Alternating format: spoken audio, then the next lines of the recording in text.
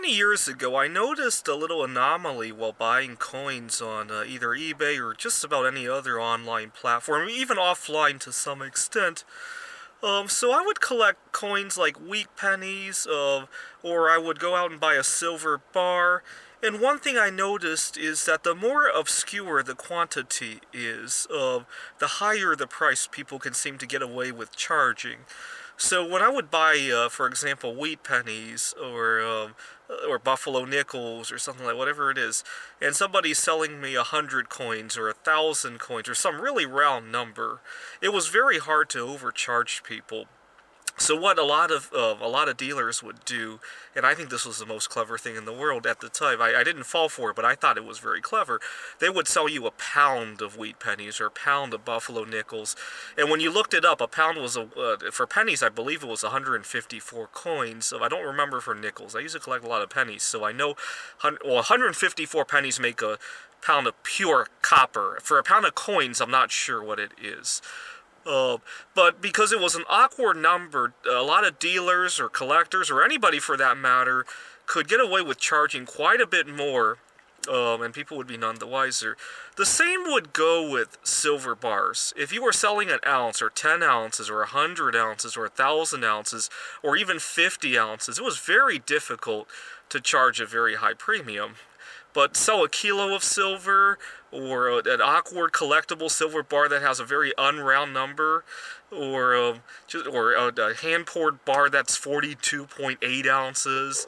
All of a sudden, your premium can jump a percent or two at least, if I remember correctly. For some reason, people find math so painful to do that they're willing to overpay by dollars or tens of dollars for a simple math equation. That's just kind of funny for me. I wish I could make that much money doing math because I just happen to love it. I dated a girl at one point who was working at a restaurant, and she used to cuss about, because she's also very good at math. She used to cuss about how she would get a customer who was probably going to tip very well, but because his math skills were not so good, didn't tip very good.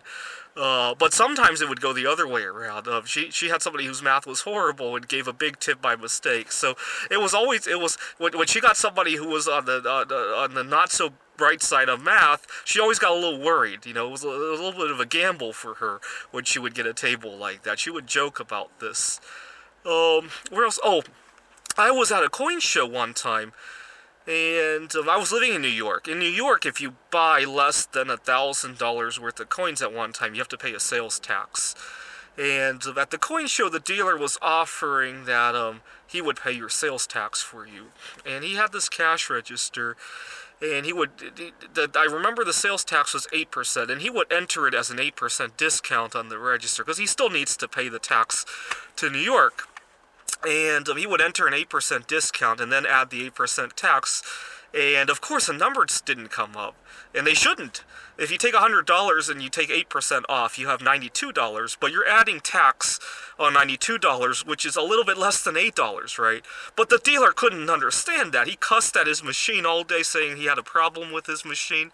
He didn't mind, though, because the difference was so little, but he cussed at his machine and said he needed to get it fixed or something like that. I tried to explain it to him, and he thought I was crazy, and I couldn't get him to understand it.